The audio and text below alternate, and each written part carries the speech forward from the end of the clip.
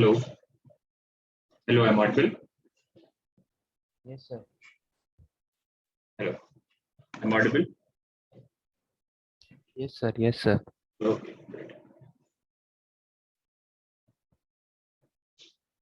Okay, start करते हैं.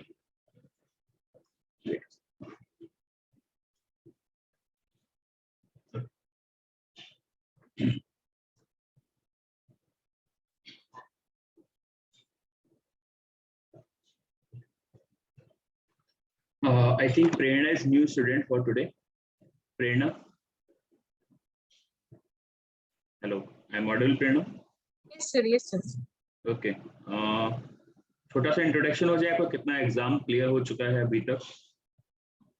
Sir मेरा अभी सेकेंड लेवल का एफआर पेंडिंग है, जो मैं अभी सितंबर में एफआर दूंगी and I am preparing AFM. Okay, so skill level का भी एफआर पेंडिंग है and you are preparing for हाँ. AFM, correct? Okay, great great. Okay, so जैसे हमने डिस्कस किया था लास्ट क्लास में, कल डिस्कस किया था हम लोगों ने, यार नया चैप्टर स्टार्ट करेंगे हम लोग, ठीक है? Yes sir.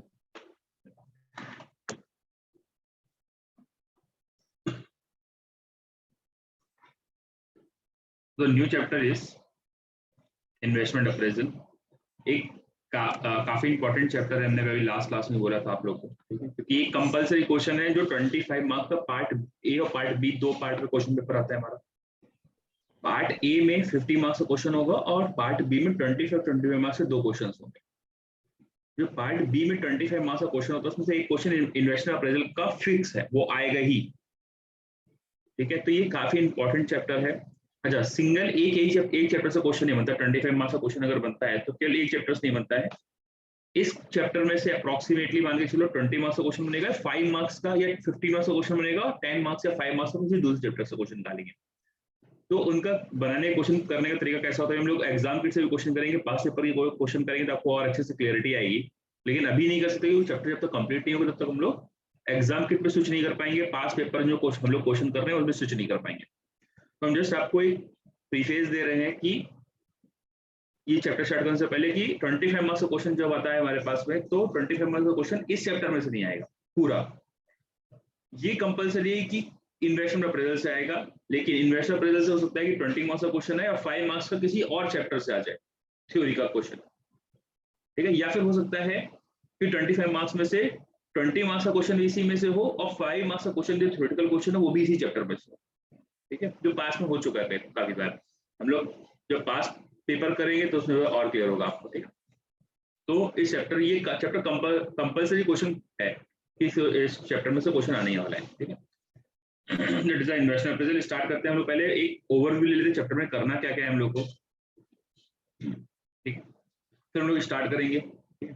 तो इन्वेस्टमेंट अप्रेजल जैसे यहाँ पे फ्री कैश फ्लोज, आपको याद होगा तो हम लोग एफएम के अंदर हम लोग सीएफएटी निकालते थे, कैश फ्लो आफ्टर टैक्स. हम लोग जब एनएवी निकालते थे, ठीक है, हम लोग जब नेट प्रेजेंट वैल्यू निकालते हैं, एनपीवी मेथड लगाते थे, एनपीवी मेथड में हम लोग सीएफएटी निकालते थे, कैश फ्लो आफ्टर टैक्स, ठीक है? यहाँ पे हम लोग क्या निकालना है, फ्री कैश फ्लोज निकालने हैं. अच्छा, ये फ्री कैश फ्लोज क्या होते हैं हम लोग समझेंगे, क्योंकि हम लोग के पास में फ्री कैश फ्लोज अगर आपको समझ में आ गया तो 3 चैप्टर कवर हो जाएंगे. तो 3 अलग अलग चैप्टर्स के अंदर फ्री कैश फ्लोज का कंसेप्ट है, ठीक है? तो हम लोग यहाँ पे समझेंगे, 3 चैप्टर में काम करेगा ये, ठीक है? तो फ्री कैश फ्लोज क्या है वो समझेंगे. Calculation of the free cash flows. Free cash flow calculation कैसे किया जाता है, ठीक है? Using free cash flows. अब हम लोग यूज क्या करेंगे, पहला तो कैसे कैलकुलेट करेंगे, पहला तो बात हो गया. फिर जब हमने कैलकुलेट कर लिया तो उसको यूज कहाँ पे करने वाले हैं, ठीक है? तो हम लोग जो कैलकुलेशन करेंगे फ्री कैश फ्लोज का कैसे करेंगे, फ्रॉम अकाउंटिंग इंफॉर्मेशन, और दूसरा है from the first principle. First principle मतलब dealing with the taxation and dealing with the inflation. फिर हम लोग उसको जो यूज करने वाले हैं फ्री कैश को यूज कहाँ का करेंगे, इन्वेस्टमेंट अप्रेजल के लिए. ऑब्वियसली कोई प्रोजेक्ट आपको दिया गया हो, पूरा क्वेश्चन में एक प्रोजेक्ट दिया गया होगा, उस प्रोजेक्ट को एनालिसिस करना होगा कि वो प्रोजेक्ट को हमको एक्सेप्ट करना है कि नहीं, ठीक है? और to value of the firm. अच्छा, जो हमने आपको बताया था एक चैप्टर नंबर आपको बताया था, हम आपको ओवरव्यू देते चलते हैं साथ में, इन डेप्थ बोल देते हैं आप लोग के लिए. अच्छा, ये यहाँ पे जो वैल्यूएशन ऑफ फर्म था चैप्टर नंबर 13, ठीक है, इसमें यहाँ पे काम करेगा. यहाँ पे हम लोग क्या करेंगे, फ्री कैश फ्लोज निकालेंगे। जैसे हमने बोला फ्री कैश फ्लोज आपको निकालना समझ में आ गया, तो 3 चैप्टर में काम करेगा। कहाँ कहाँ काम करेगा, एक तो इन्वेस्टमेंट अप्रेजल, वो तो इस चैप्टर में काम करेगा ही करेगा, और बिजनेस फर्म का वैल्यूएशन करना है, बिजनेस का वैल्यूएशन करना है, तो वहां भी काम करेगा। हम बिजनेस का वैल्यूएशन इन्वेस्टमेंट अप्रेजल में नहीं करेंगे, इस चैप्टर में नहीं करने वाले, चैप्टर में 2 में नहीं करने वाले हैं। बिजनेस वैल्यूएशन का चैप्टर अलग है, फिर से उसमें फ्री कैश फ्लो का कैलकुलेशन करके हम लोग बिजनेस का वैल्यूएशन करेंगे, फर्म का वैल्यूएशन करेंगे। ठीक है, तो जो हम लोग फ्री कैश फ्लोज को यूज करेंगे कि कहाँ कहाँ यूज करने वाले हैं, तो 3 चैप्टर में यूज करने वाले हैं। एक तो इन्वेस्टमेंट अप्रेजल में करने वाले हैं, वैल्यूएशन ऑफ फर्म करने वाले, दैट इज चैप्टर नंबर 13, और चैप्टर नंबर 14 में भी करने वाले। चैप्टर नंबर 14 क्या है, that is corporate failure and restructuring. Corporate failure restructuring में क्या करने वाले, जैसे हमने कल क्लास में बताया भी था, कॉर्पोरेट फेलियर रिस्ट्रक्चरिंग में हम लोग कॉज पता करने की कोशिश करेंगे, हमारा बिजनेस फेल हुआ क्यों। हमारा बिजनेस फेल हुआ है, पहला तो कॉर्पोरेट फेलियर पढ़ेंगे, फिर उसको रीस्ट्रक्चर कैसे करना है। तो इस चैप्टर के अंदर 2 टॉपिक है। तो बिजनेस फेल हुआ है तो रीजन क्या है बिजनेस फेल होने का, पहला तो वो दैट इज कॉर्पोरेट फेलियर। तो जब हम लोग रीजन पता करेंगे तो उसमें फ्री कैश फ्लोज यूज करेंगे कि क्यों मेरा बिजनेस फेल कैसे हो गया। ठीक है, और होता है रीस्ट्रक्चरिंग, तो भाई फेल हो गया तो हो गया, लेकिन अभी उसको रीस्ट्रक्चर दोबारा कैसे स्टार्ट करना है, रीस्ट्रक्चर कैसे करना है बिजनेस को, वो भी करने वाले हैं। तो जो कॉर्पोरेट फेलियर है उसमें यूज करेंगे फ्री कैश फ्लोज को। तो इस फ्री कैश फ्लोज 3 जगह यूज हो रहे हैं, चैप्टर नंबर 2 में जो हम लोग अभी स्टार्ट करा है, हम लोगों ने कर रहे हैं हम लोग, चैप्टर नंबर 13 में बिजनेस वैल्यूएशन में, और चैप्टर नंबर 14 में कॉर्पोरेट फेलियर के अंदर। ठीक है, तो काफी इंपॉर्टेंट टॉपिक है, बहुत सिंपल सा टॉपिक है, आपको कंसेप्चुअल है, आपको चीज आराम समझ में आएगी, ना समझ में आए तो पूछना आराम से क्लास में। तो हमने फिर से स्टार्ट करते हैं। यहाँ पे फ्री हम लोग फ्री कैश में क्या करना है हम लोग को, एक तो कैलकुलेशन कैलकुलेट कैसे करेंगे फ्री कैश फ्लो, फिर हम लोग को यूज कहाँ कहाँ करना है। ठीक है, एक तो ये हो गया। उसके बाद हम लोग को एक टेक्निक पढ़नी है, इकोनॉमिक रिटर्न्स। इकोनॉमिक रिटर्न्स के अंदर मॉडिफाई आरआर, आपको याद होगा हम लोग आईआरआर करते थे, इंटरनल रेट ऑफ रिटर्न करते थे एफआर के अंदर, इंटरनल रेट ऑफ रिटर्न। हमने आपको याद होगा तो हमने क्लास में बोला भी था कि इंटरनल रेट ऑफ रिटर्न गलत होता है actually, internal rate of return गलत चीज है। क्यों सर गलत क्यों है, आपको रीजन बताएंगे कि क्यों गलत है।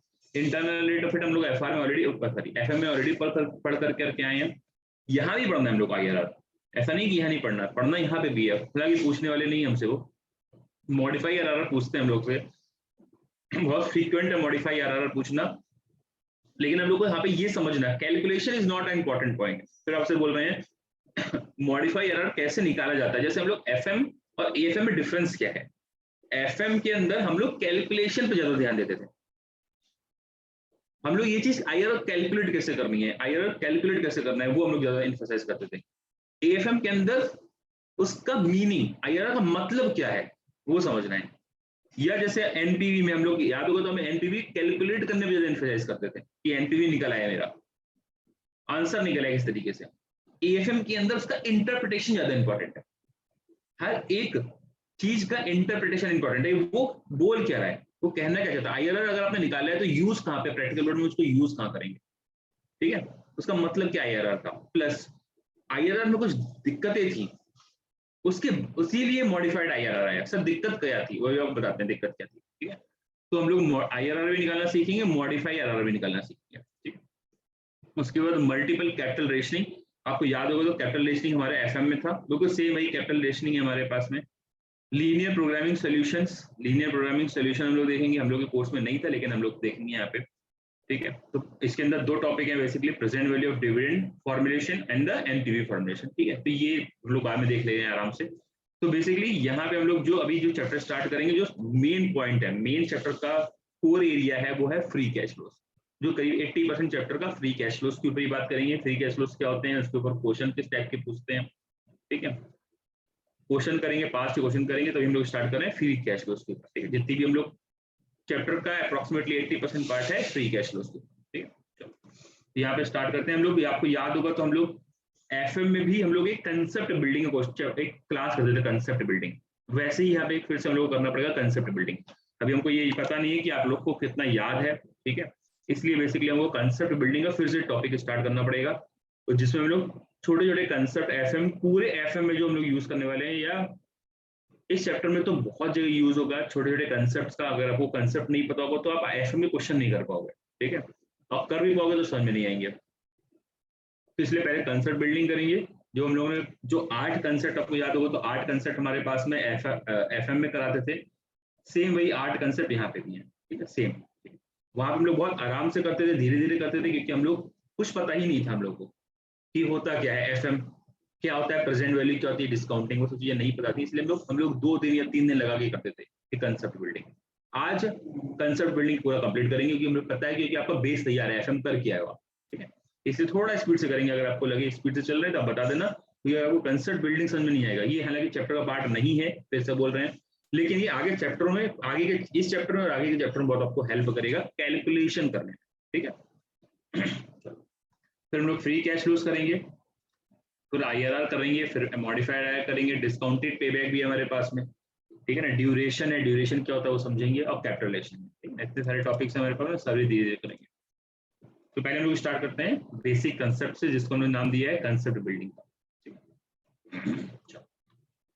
तो आपको याद होगा, तो हम लोग पहला कंसेप्ट हमारे पास हमारा डिस्काउंटिंग का। डिस्काउंटिंग का मतलब क्या होता है? डिस्काउंटिंग का मतलब होता है सिंपल, हम लोग जो क्लास 6-7 में पढ़ते थे कि मान लो सपोज 100 रुपए हम लोगों को आज से 5 साल बाद 100 रुपए मिलने वाले हैं, तो उसकी उस 500 रुपए की आज की वैल्यू क्या है, या हमको 1000 रुपए 10 साल बाद मिलने वाले हैं, उसकी आज की वैल्यू क्या है। दैट्स कॉल्ड डिस्काउंटिंग करना, आज की वैल्यू निकालना, डिस्काउंटिंग, दैट्स कॉल्ड डिस्काउंटिंग, ठीक है। तो हम लोग वही निकालना सीख रहे हैं डिस्काउंटिंग का। हम लोग का फॉर्मूला क्या होता था, future value equal to present value 1 + r divide by 100 power n, ठीक है। ये फॉर्मूला होता था।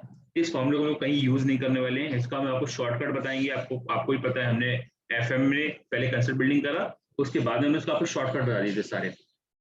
डिस्काउंटिंग पूरे एफएम में काम करेगा, क्योंकि आपको डिस्काउंटिंग करना नहीं आता तो आप एफएम या एएफएम नहीं कर पाओगे, ठीक है। जब आपको प्रेजेंट वैल्यू निकालनी है, डिस्काउंटिंग मतलब प्रेजेंट वैल्यू निकालनी है, तो फॉर्मूला क्या हो जाता था, future value divided by 1 + r की power divided by 100 power n, ठीक है। ये फॉर्मूला होता था हमारे पास में। एग्जांपल हम लोग एक बार करते हैं। एग्जांपल क्या होगा, मान लो सपोज हमारे पास क्या दिया, what is the present value of 1,15,000 receivable in 9 years time if the rate of interest is 6%। $1,15,000 हम लोगों को कब मिलने वाले हैं, 9 साल बाद, 9 years, आफ्टर 9 years। तो उसकी आज की वैल्यू क्या होगी, ठीक है। तो हम लोगों ने निकालना है डिस्काउंटिंग करना। क्या होगा, तो हम लोग क्या करते थे, 1,15,000 that is called the future value divided by 1 + r, what is the r, 6 divided by 100 की पावर n, n मतलब नंबर ऑफ इयर्स, कितने साल बाद पैसा मिलने वाला है, 9 years, ठीक है। हम इसको अगर सॉल्व करेंगे, इसको सॉल्व करेंगे तो हमारे पास क्या जाएगा ये, और इसको डिवाइड करेंगे इससे, तो वैल्यू क्या जाएगी ये। अच्छा, यहाँ हम लोग को सॉल्व करने का तरीका क्या है, या तो आप एक्सेल पे सॉल्व कर लोगे, एएफएम के अंदर ये सब आपके चलते हैं, ठीक है ना। पावर, कुछ फंक्शन जो एफएम में नहीं चलते थे आपके एक्सेल में, मतलब पे एग्जाम में अभी सब फंक्शन चलेंगे। पावर का फंक्शन चलता है, पावर फंक्शन आप यूज कर सकते हो, ये सब फंक्शन आप यूज कर सकते हो। तो मेथड एक तो तरीका ही हो गया हमारे पास में। दूसरा तरीका क्या था हमारे पास में, इसकी वैल्यू निकालने का। अगर इसकी वैल्यू निकालनी है कैलकुलेटर पे, ठीक है, तो कैलकुलेटर आपको अलाउड है, आप सेंटर पे जाके एग्जाम देते हो तो आपको कैलकुलेटर अलाउड है। अब अगर आपको कैलकुलेटर से यूज करना है तो आप क्या कर सकते हो, कैसे यूज करोगे, 1,15,000 डिवाइडेड बाई 1.06। मेरी बात समझ रहे हो हम क्या बोल रहे हैं। आप क्या लिखोगे, 1,15,000 कैलकुलेटर में लिखोगे, ठीक है, उसको डिवाइड करोगे। कैलकुलेटर सबके पास है, प्लीज कैलकुलेटर जीटी वाला कैलकुलेटर ले लेना आप लोग, जीटी वाला, जिसमें ग्रैंड टोटल का ऑप्शन हो, ठीक है ना, तो ही आप कर पाओगे। क्योंकि हमें कंपाउंडिंग भी सिखाना है, डिस्काउंटिंग भी सिखाना है, तो ये सारी चीजें आप तभी कर पाओगे जब कैलकुलेटर आपके पास होगा। कैलकुलेटर से आप बहुत जल्दी स्पीड से कर सकते हो, ठीक है। हम लोग बहुत सारे काम कैलकुलेटर पे ही करेंगे ताकि आपको और जल्दी से समझ में आए। एक्सेल से जल्दी नहीं हो पाएगा, लेकिन आपको दोनों तरीके से आना चाहिए। हम आपको शॉर्टकट भी बताएंगे, आपको एक्सेल पे भी करना बताएंगे, आपको कैलकुलेटर, तीनों पे बताएंगे, ठीक है, ताकि आप जल्दी जल्दी कर पाओ कैलकुलेशन। तो अगर आप इसको सॉल्व करोगे तो ये वैल्यू आएगा। अगर आपको कैलकुलेटर पे करना है तो क्या करोगे, 1,15,000 डिवाइडेड बाई 1.06, क्योंकि इसकी वैल्यू क्या होगी, 1.06। अगर आप इसको लिखोगे, क्या लिखोगे, 1 पॉइंट, अगर इसको लिखे एक्सेल पे तो क्या हो जाएगा, 1.06 करेक्ट पावर 9, ठीक है। तो यही लिखोगे आप इसको मैथ्स में,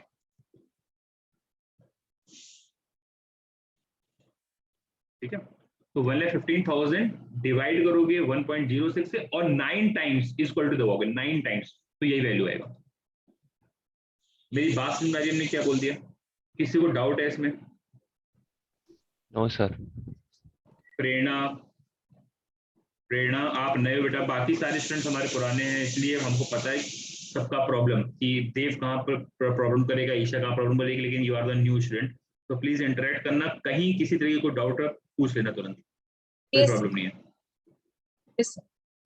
क्लियर है? ईशा,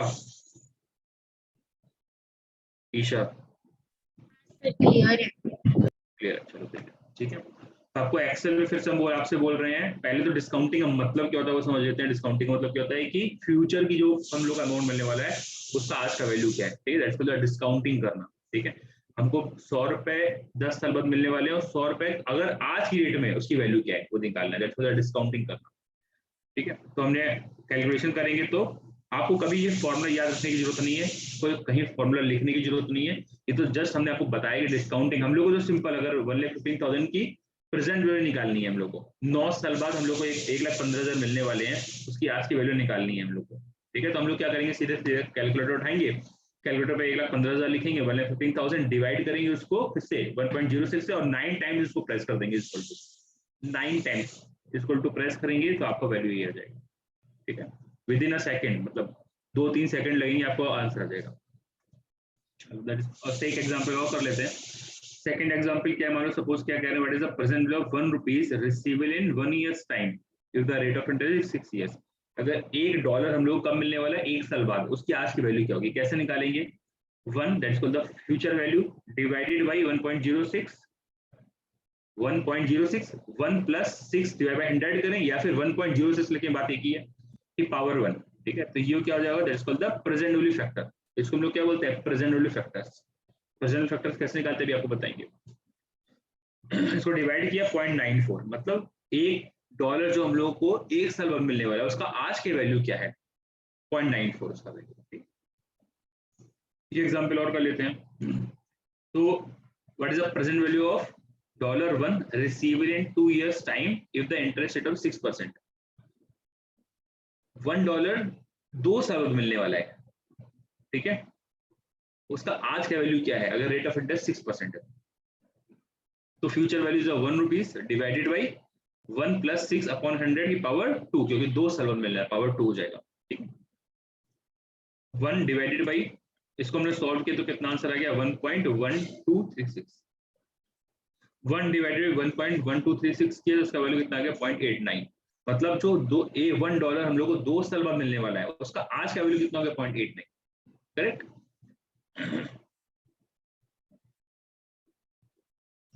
चलो, that is the first concept, that's called the discounting करना। ठीक है, हम लोग डिस्काउंटिंग कैसे करेंगे, आपको शॉर्टकट मेथड बता रहे हैं डिस्काउंटिंग करने का। हालांकि आगे करने वाले फिर भी, लेकिन तो हम लोग कैसे करने वाले हैं, 1 मतलब 1 2 3 4 5 5 साल का प्रोजेक्ट है।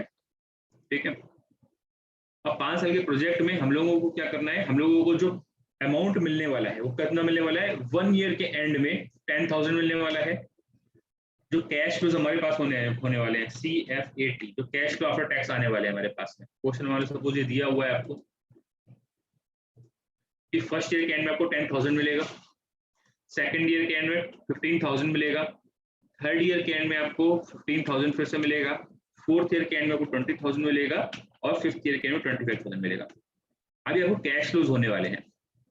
ठीक है, आपको प्रेजेंट वैल्यू निकालनी है, इन सबकी प्रेजेंट वैल्यू निकालनी है।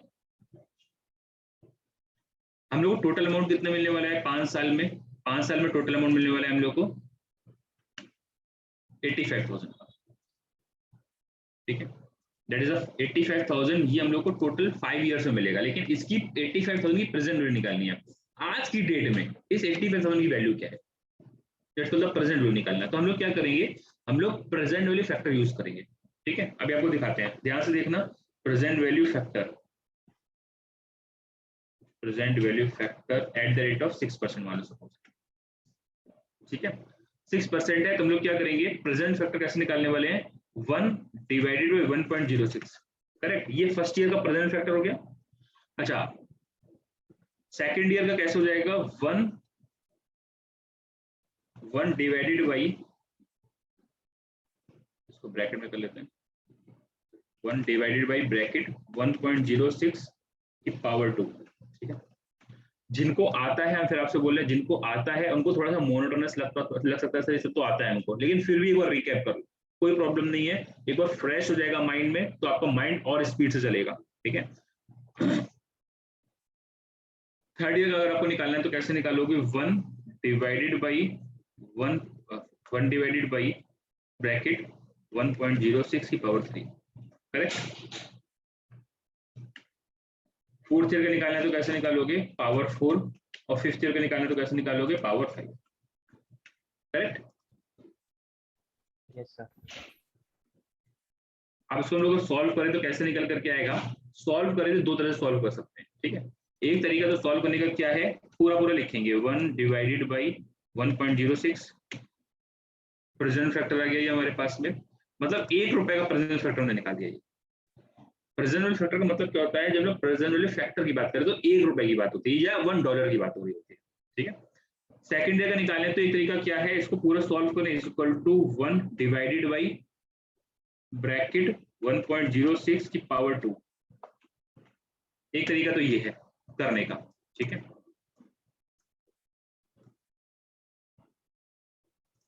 एक तरीका तो ये है करने का। दूसरा तरीका क्या है, आपको बहुत सिंपल तरीके से 0.89 आया था, इसको ये सिलेक्ट कर लो, डिवाइडेड 1.06 कर दो, तब भी आंसर सेम ही आएगा 0.8। थर्ड ईयर का निकालना था, उसका पूरा सॉल्व करो, या फिर सेकंड ईयर का सिलेक्ट करो, डिवाइडेड 1.06 कर दो। ठीक है, फोर्थ ईयर का निकालना है तो इसको पूरा सॉल्व करो, या एक तरीका तो ये, या फिर थर्ड ईयर का सिलेक्ट करो, डिवाइडेड 1.06 कर दो। फिफ्थ ईयर का निकालना है तो ये पूरा सॉल्व करके लिखो, तब भी आंसर सेम आएगा, या फिर फोर्थ ईयर का सिलेक्ट करो, डिवाइडेड 1.06 तब भी आंसर सेम। ये मेरे पास में क्या आ गया, प्रेजेंट वैल्यू फैक्टर्स आ गया, प्रेजेंट वैल्यू फैक्टर्स। ठीक है, अब हमको उसकी वैल्यू निकालनी है, तो हमने आपको क्या बताया था, थोड़ा सा ऊपर आ जाते हैं, तो हमने आपको क्या बोला था कि अगर 1,15,000 9 साल बाद मिलने वाला है, उसका आज का वैल्यू निकालना है, तो हमने क्या किया था, 1,15,000 डिवाइडेड बाई 1 + 6 डिवाइड बाई 100 की पावर 9, इसको सॉल्व किया तो मेरा आंसर ये आया था। ठीक है, हम इसको ये भी तो लिख सकते हैं, अगर आप बोलना, अगर हम ये लिख सकते हैं तो ध्यान से देखना, हम इसको ये लिख सकते हैं कि 1,15,000 इंटू कर दे किससे, 1 डिवाइडेड बाई 1.06895 689, ये करेंगे तब भी आंसर सेम ही आएगा हमारा। ये क्या कहलाएगा, इसको अगर हम लोग इसको मल्टीप्लाई कर दिया, हमने इसको मल्टीप्लाई में ले लिया तो 1 इंटू कर दिया हम लोगों ने। हाँ ठीक है, ये हमारे आंसर सेम आने वाला है। आप इसको सॉल्व करोगे या फिर इसको सॉल्व करोगे, आंसर सेम आएगा। इसको हम लोग क्या बोले, that's called the present factor, present, इसको बोलेंगे प्रेजेंट वैल्यू फैक्टर्स। बस हमने यहाँ पे सबके प्रेजेंट फैक्टर निकाले हम लोगों ने, और इससे मल्टीप्लाई करेंगे कैश फ्लो से। ठीक है, तो मेरा क्या जाएगा, that's called the present cash flows, present value of cash flows. अब मल्टीप्लाई करेंगे हम लोग सिंपल, 10,000 इंटू ये, ठीक है, 15,000 इंटू प्रेजेंट फैक्टर। ठीक है, या इसको हम लोग क्या करेंगे, ड्रैग कर देंगे एक साथ। ये सब एक्सेल पे चलेगा, आपको ये सब शॉर्टकट है आपको यूज करने का। ये आ जाएगा हमारे पास में, हम लोग सबको टोटल करेंगे तो हमारे पास जो 85,000 की जो प्रेजेंट वैल्यू है, जो हमें 5 साल में 5 इयर्स में जो हमको अमाउंट मिलने वाला है 85,000, उसकी वैल्यू, आज की वैल्यू आ गई है। ठीक है, इस तरह से हम लोग कोशिश करेंगे। इसमें पहले बताओ, इसमें किसी को डाउट है किसी तरीके का, फिर आगे चले। इसमें कहीं किसी को doubt? No sir. Prerna, Isha, Dev, Parth, किसी को डाउट नहीं, आगे चल सकते हैं? Yes sir. Yes sir. That's called the discounting करना है। हम लोग क्या कर रहे हैं, हम लोगों ने डिस्काउंट करा 85,000 की आज की वैल्यू निकाली है हम लोग। ठीक है, प्रेजेंट वैल्यू निकाली है। सेकंड कंसेप्ट है कंपाउंडिंग।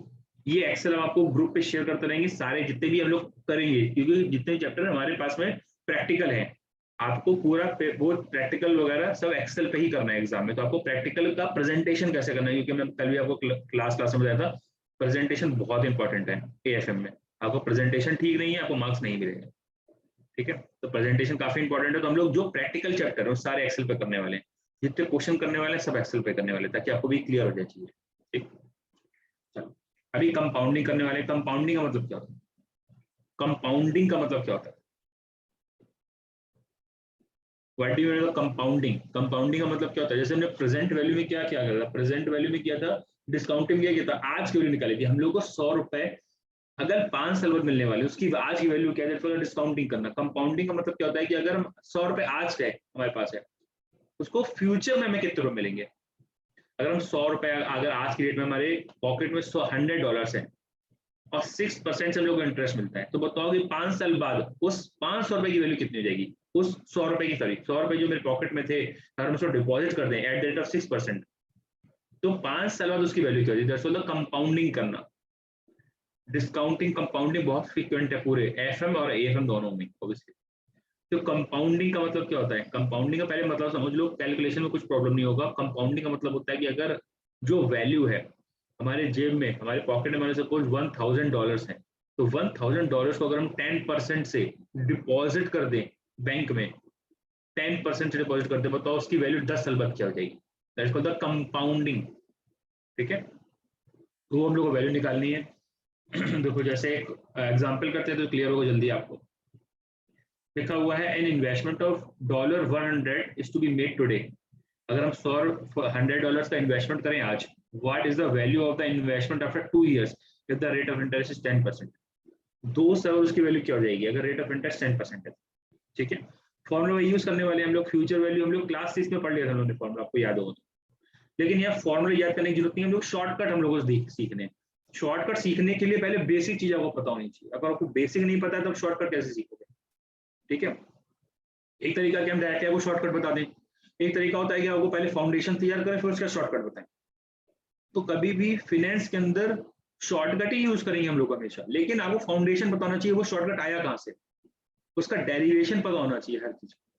ठीक है, चलो क्या तो future value equal to, formula use करने वाले हैं, future value equal to present value 1 + r divide by 100 की पावर n। हम लोग को फ्यूचर वैल्यू निकालनी है, तो प्रेजेंट वैल्यू क्या है 100, 1 + r कितना है, that's the rate of return 10% की पावर 2। मेरा वैल्यू कितना हो जाएगा 120। वैल्यू कितना आ रहा है 120, मतलब कि अगर हम लोग 100 रुपए आज की डेट में डिपॉजिट करें, कितने रेट से? 10% के रेट से, तो 2 साल बाद उसकी वैल्यू कितनी जाएगी? 120। ठीक है, तो ये हमने कैलकुलेट करा। ये क्वेश्चन और करते हैं। An investment of 100 is to be made today. What is the value of the investment after 12 years? 12 साल बाद उसकी वैल्यू कितनी जाएगी?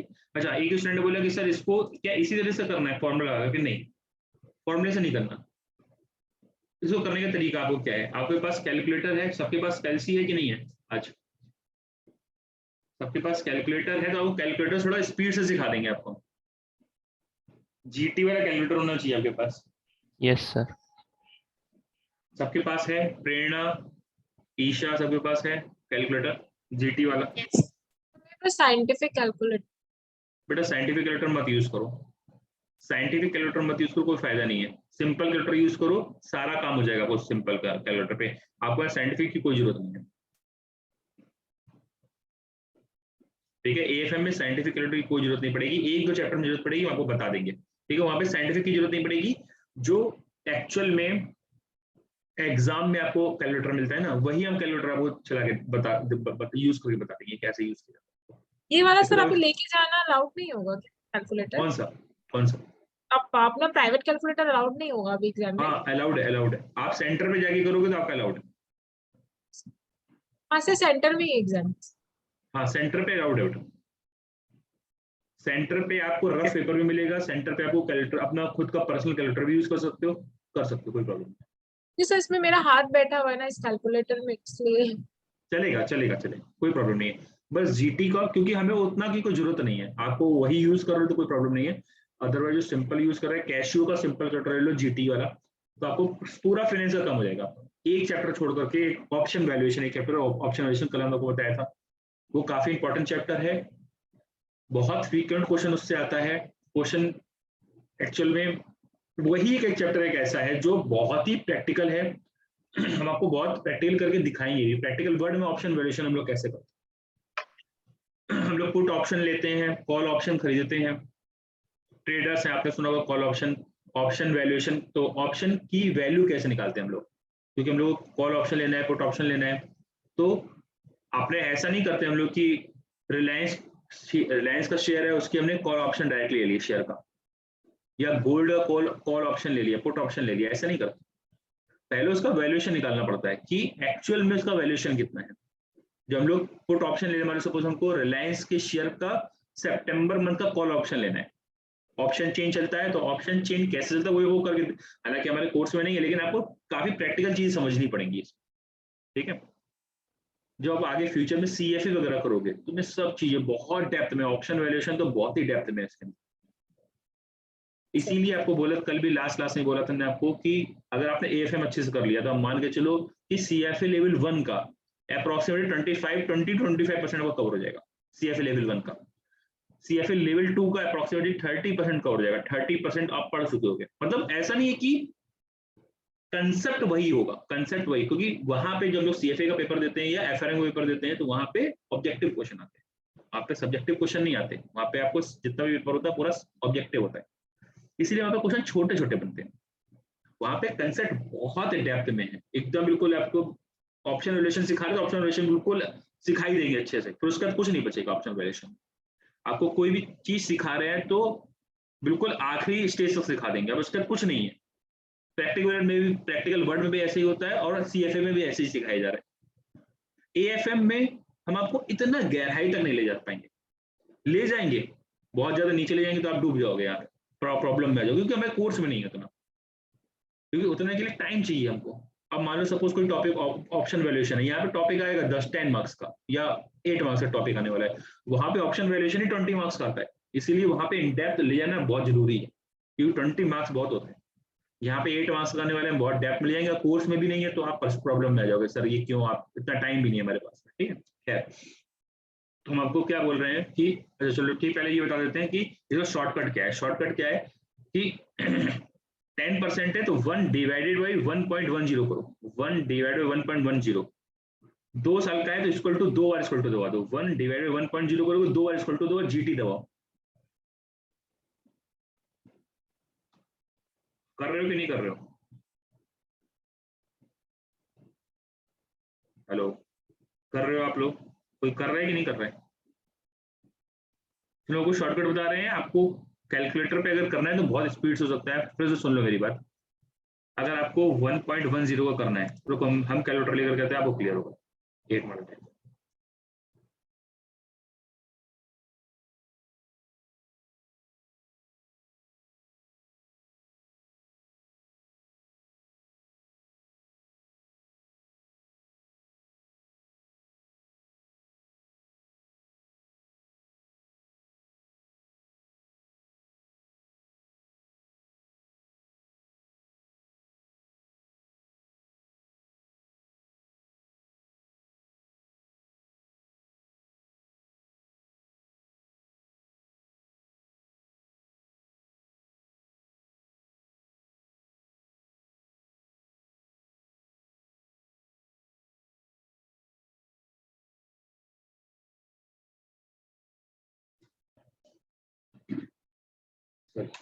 ठीक है, तो आप कैलकुलेटर लोगे, ये कैलकुलेटर है मेरे पास में, तो इसको 1 डिवाइडेड बाई 1.10 करोगे, ठीक है। ये आपने किया और 2 बार प्रेस करोगे, 2 इयर्स का है तो 2 बार प्रेस करोगे, ठीक है, और GT का ऑप्शन दबा दोगे। 6 ईयर का है तो 6 टाइम्स प्रेस करोगे और GT का प्रेस करोगे, इनटू कर दोगे, आपसे जिससे मल्टीप्लाई करना है, 100 से मल्टीप्लाई करना है, 100 से मल्टीप्लाई करना है, आपका आंसर आ जाएगा, ठीक है। तो इस तरह से आप शॉर्टकट मेथड भी अडॉप्ट कर सकते हो, क्योंकि हम लोग को जितना काम करना है ज्यादा कैलकुलेटर पे करना है। अभी क्योंकि कंसेप्ट बिल्डिंग, इसलिए आपको लग रहा है कि आप एक्सेल पे भी करके कर रहे हैं इसलिए, लेकिन वहां पे हम लोग को कैलकुलेटर ज्यादा कन्वीनियंट रहेगा, ठीक है ना, ज्यादा कॉन्फिडेंस आता है कैलकुलेटर से। ऐसे यहाँ पे 20 ईयर्स का निकालना है, तो investment of $100 to be made today, अगर हम $100 का आज इन्वेस्टमेंट करते हैं तो 20 साल बाद, 20 ईयर्स के बाद में अगर इंटरेस्ट 10%, उसकी वैल्यू कितनी हो जाएगी। फॉर्मूला सेम यूज किया हम लोगों ने, n में 20 कर दिया, इस बार 2 ईयर्स के जगह 20 ईयर्स कर दिया है। कैलकुलेटर पे कैसे करोगे, 1 डिवाइडेड बाई 1.10, 20 टाइम्स प्रेस करोगे तो जो वैल्यू आएगा उसको 100 से मल्टीप्लाई करोगे, सेम आंसर आएगा आपको, ठीक है। तो इस तरह से आपको करना है यहाँ पे, that is called the concept number 2, that is called the compounding करना, ठीक है। कंसेप्ट नंबर 3 प्रेजेंट फैक्टर, जो हम लोग ऑलरेडी कर चुके हैं, ठीक है। प्रेजेंट फैक्टर वाला कंसेप्ट आप ऑलरेडी कर चुके हैं, एक बार फिर से देख लेते हैं। अगर वो प्रेजेंट फैक्टर निकालना है 10 इयर्स का, तो किस तरह से करेंगे? 10% का 10 इयर्स का प्रेजेंट फैक्टर निकालना है, 10% का, ठीक है। तो 0 पीरियड का कोई भी फैक्टर हो, 10% और 12% और 15% तो कोई भी परसेंट और 0 पीरियड में उसकी वैल्यू 1 की वैल्यू हमेशा बनी रहेगी, 1 की वैल्यू हमेशा बनी रहेगी, ठीक है। फर्स्ट ईयर का करना है तो फॉर्मूला कर जाएगा 1 डिवाइडेड बाय 1.10 की पावर ऑफ 1। सेकंड ईयर का निकालना है तो 1 डिवाइडेड बाय 1.10 की पावर 2। थर्ड ईयर का निकालना है तो पावर 3। फोर्थ ईयर का निकालना है तो पावर 4। फिफ्थ ईयर का निकालना है पावर 5। सिक्स्थ ईयर का निकालना है पावर 6। ऐसे 7th 8th 9th 10th इस तरह से हम लोग निकालेंगे। ये तो ये हमारा लॉन्ग कट मेथड हो गया। शॉर्टकट मेथड में कैसे करने वाले हैं हम लोग? शॉर्टकट मेथड में सिंपल 0 पीरियड का 1 रखेंगे हम लोग हमेशा, ठीक है ना। सेकंड ईयर का निकालना है तो हम लोग क्या करने वाले हैं हम लोग पेपर में एग्जाम में कैसे करने वाले हैं, ध्यान से देखो। हम लोग 1 जो वैल्यू आई थी डिवाइडेड बाई 1.1, ये जो हमारे पास में है इसको हम लोग ने कर दिया, ठीक है। सेकंड ईयर का निकालने वाले हैं तो ये डिवाइडेड बाई 1.1, मतलब ये क्या हो गया, मेरा फिक्स हो गया। ये क्या हो रहा है, ये वैल्यू मेरी फिक्स हो रही है। ये वैल्यू नीचे ड्रैग हो रही है, मतलब न्यूमरेटर मेरा ड्रैग हो रहा है, न्यूमरेटर मेरा नीचे जाते जा रहा है। अगर हम इसकी वैल्यू निकालें तो क्या आ रहा है, ये न्यूमरेटर मेरा ड्रैग होता जा रहा है, नीचे जाता जा रहा है, और डिनोमिनेटर मेरा फिक्स है। यही तो बात है। तो हम लोग अगर एक्सेल पे इसको क्या कर दें, फिक्स कर दें, एक्सेल पे क्या कर दें, डिनोमिनेटर फिक्स कर दें। फिक्स कैसे होता है, F4 से डॉलर लगा दें दोनों साइड तो फिक्स हो जाएगा वो, ठीक है। सर एग्जाम में फ्रीजिंग का ऑप्शन नहीं रहता है ना, एक्सेल में मैंने ट्राई किया था तब। AFM में बेटा, AFM में ऑप्शन अवेलेबल है। AFM में, FM इसके लेवल पे नहीं होता है। AFM के अंदर मतलब आप जब प्रोफेशनल लेवल पे आओगे ना, P लेवल पे, तो आप पेपर दोगे तो बहुत सारे ऑप्शन खोल देते हैं हम लोग, तो आप फिक्सिंग का ऑप्शन ओपन रहता है। आप जब वो भी दोगे ना अपना ये मॉक टेस्ट वगैरह दोगे, तो वहां पे भी फिक्सिंग जब आप करोगे, फिक्स करोगे, तो वहां पे फिक्सिंग का ऑप्शन अवेलेबल है, AFM में अवेलेबल है, ठीक है। तो हम वो तरीका बता रहे हैं, अभी तक अवेलेबल था। लास्ट जो मॉक टेस्ट दिए थे स्टूडेंट ने, वहां तक अवेलेबल था।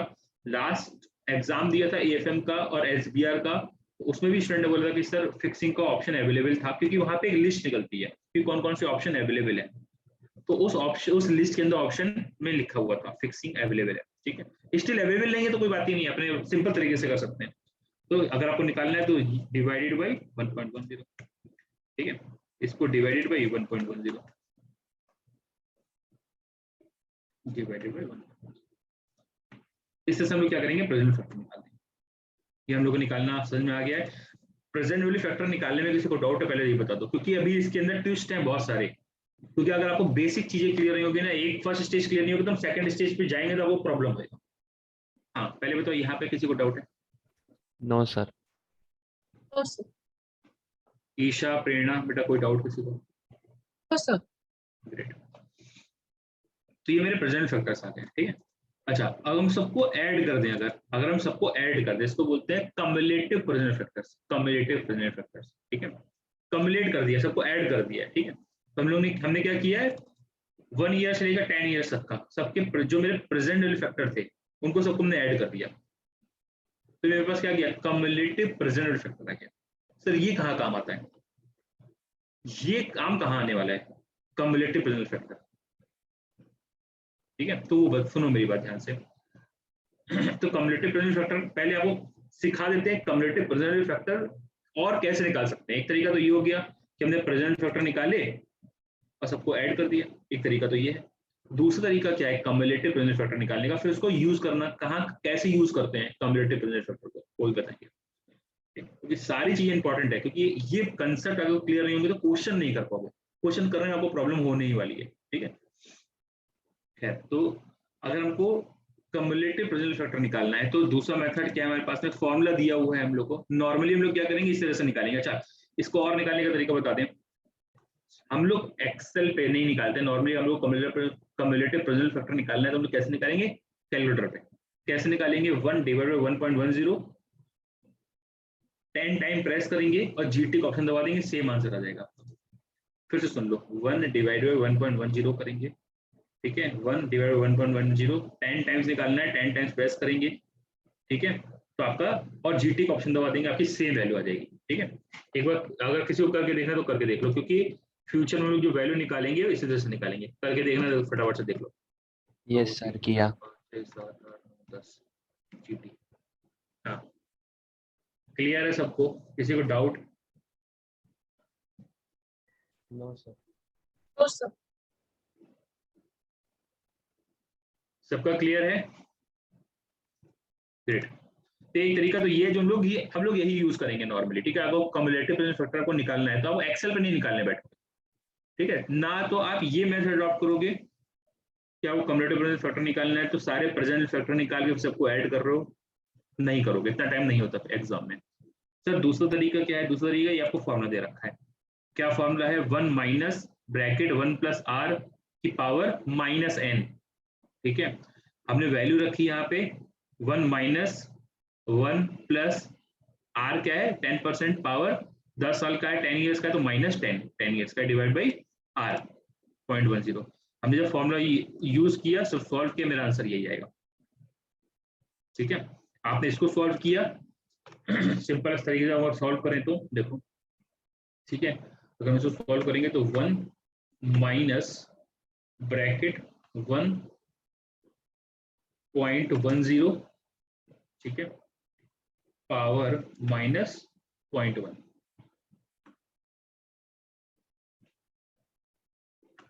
ठीक है, मेरा आंसर यही आया। इसको हमने क्या किया, ये हमने सॉल्व किया। आर का वैल्यू कितना है? 10%, तो 0.10, 10% को 0.10 लिखोगे, ठीक है, 0.10 किया, इसको डिवाइड किया और आंसर सेम आएगा, ठीक है। तो आप इस तरह से निकालो और चाहे इस तरह से निकालो। हम लोग एग्जाम में या फिर जब प्रैक्टिस करेंगे तो इस तरह से कभी भी नहीं निकालेंगे, बहुत लेंदी मेथड है ये। हम लोग कौन से मेथड से निकालेंगे? कैलकुलेटर से निकालेंगे हमेशा। जो मैंने आपको तरीका बताया 1 डिवाइड बाई 1.10 10 टाइम प्रेस और जीटी, ऐसे निकालेंगे हमेशा। उसमें 2 या 3 सेकंड लगेंगे, इसमें बहुत टाइम लगने वाला है, आपको खुद समझना है, ठीक है। तो इसीलिए हम आपको बोल रहे हैं हम लोग फ्रीक्वेंट क्या यूज करेंगे? कैलकुलेटर। एक्सेल शीट हर चीज के लिए यूज नहीं कर सकते, क्योंकि एक्सेल शीट में भी अपने वो है प्रॉब्लम्स है, ठीक। तो एक्सेल और कैलकुलेटर यूज करेंगे बहुत सारे ऑप्शंस के लिए, ठीक है। सर अभी इसको हम लोग यूज कहाँ करेंगे? कम्युलेटिव प्रेजेंट फैक्टर को यूज कहाँ करेंगे? तो कम्युलेटिव प्रेजेंट फैक्टर यूज कहाँ करने वाले वो आपको बताते हैं, देखो ध्यान से। तो मान लो हमने आपको बोला कि first year, second year, third year, fourth year, fifth year में हमको कैश फ्लो कितने मिलने वाले हैं? हमको कैश फ्लो आने वाला है 10,000 एवरी ईयर, ठीक है। अब टोटल कितना आने वाला है हमारे पास में? टोटल हमारे पास जो कैश फ्लोज आने वाले हैं, कैश फ्लो आफ्टर टैक्स, ये कितना आने वाले हैं? 50,000 आने वाले हैं। इसकी प्रेजेंट वैल्यू निकालनी है। अगर इसकी प्रेजेंट वैल्यू निकालनी है तो हम लोग क्या करेंगे? प्रेजेंट फैक्टर से मल्टीप्लाई करेंगे, present value factor at the rate of 10% से मल्टीप्लाई करेंगे, ऑब्वियस सी बात है, ठीक है। सब present value factor at the rate of 10% निकालना आता है, कैसे निकलेगा? Is equal to 1 divided by 1.10, तो फर्स्ट ईयर का आ गया। सेकंड ईयर का निकालना है तो ये डिवाइडेड बाय 1.10, थर्ड ईयर का निकालना है डिवाइडेड बाय 1.10, फोर्थ ईयर का निकालना है select divided by 1.10, fifth year का निकालना है डिवाइडेड बाय 1.10, करेक्ट। और सबको मल्टीप्लाई करना है, तो मेरे पास क्या जाएगा? Cash flow present value of cash flow, ठीक है। तो मल्टीप्लाई कैसे होगा? ये इनटू, और ड्रैग करेंगे हम लोग इसको और सबको ऐड करेंगे। तो हमारा जो 50,000 5 ईयर से मिलने वाला है, उसकी आज की वैल्यू कितनी है? 37,907.90। एक तरीका तो ये है। दूसरा तरीका क्या है? दूसरा तरीका ये है कि सर इस 50,000 को आप डायरेक्टली मल्टीप्लाई करा दो, किससे? Cumulative present value factor at rate of 10% से फॉर 5 ईयर्स, तब भी आंसर सेम आएगा। सर कैसे निकालेंगे? 50,000 इंटू 5 साल का प्रेजेंट फैक्टर कितना है? इन प्रेजेंट वैल्यू फैक्टर्स को सबको ऐड करो, तो मेरे पास क्या जाएगा? कम्युलेटिव प्रेजेंट फैक्टर, ठीक है। अब इसको मल्टीप्लाई करा दो, किससे? इससे मल्टीप्लाई करा दो, 3.79079 से, तो मेरा जो आंसर आएगा सेम आएगा। देखो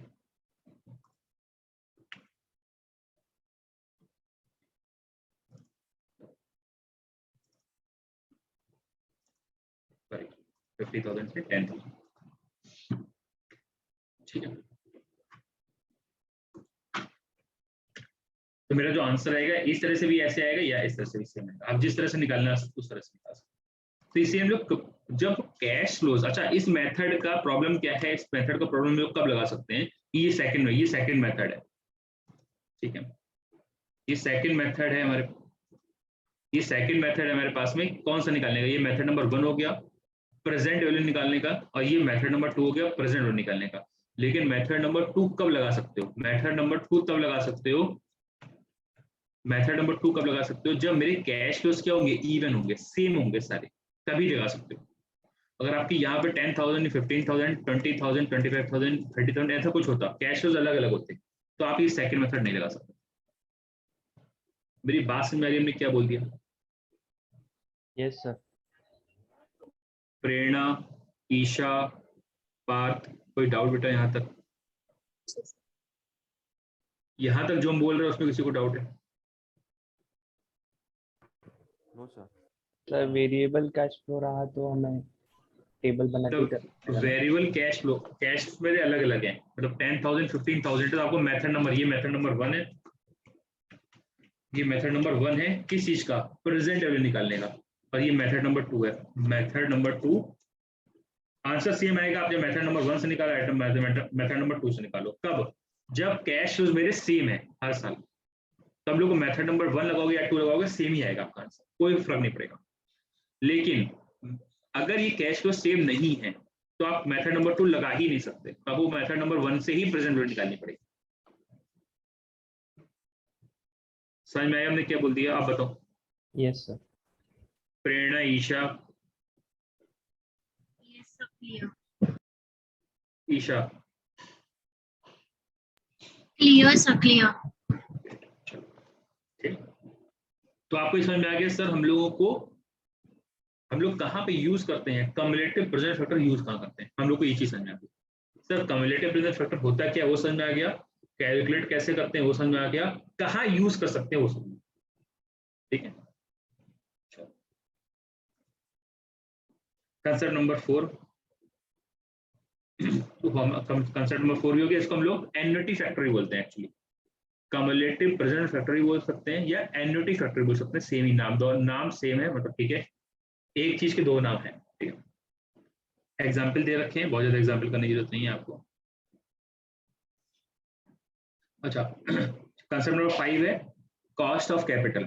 हम लोग जब डिस्काउंटिंग करेंगे, हम लोग को 6% डिस्काउंटिंग करनी है, 10% डिस्काउंटिंग करनी है, तो क्वेश्चन में जो नाम होगा वो कॉस्ट ऑफ कैपिटल के नाम से होगा। आपको हमेशा ऐसा नहीं लिखा होगा डिस्काउंट फैक्टर 10% आपको यूज करना है डिस्काउंटिंग के लिए, ये नहीं लिखा होगा, वो क्या क्या लिखा हो सकता है, कॉस्ट ऑफ कैपिटल वर्ड हो सकता है। अब डिस्काउंटिंग का रेट जो यूज करोगे, कॉस्ट ऑफ कैपिटल यूज होगा, सकता है डिस्काउंट रेट हो सकता है लिखा हो, या फिर रिक्वायर्ड रिटर्न लिखा हो, तीनों मतलब वही है, मतलब उसी फैक्टर को यूज करना है डिस्काउंटिंग करने के लिए।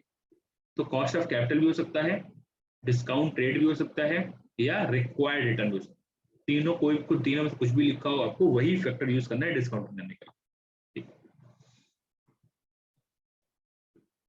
कंसेप्ट नंबर 6 क्या है, डिस्काउंटिंग परपेचुअलिटीज। अब इसमें परपेचुअलिटीज का मतलब क्या होता है, ये भी कंसेप्ट बहुत इंपॉर्टेंट है, आपको बहुत काम आएगा हमारे क्वेश्चंस में। आज ही हम लोग 2-3 क्वेश्चन करेंगे, तो उसमें आपको और क्लियर होगा अच्छे से, 2 क्वेश्चन जितना करेंगे ताकि आपको और अच्छे से चीजें क्लियर हो जाए, जो हमने करा है वो बैठ जाए आज की डेट में, ठीक है।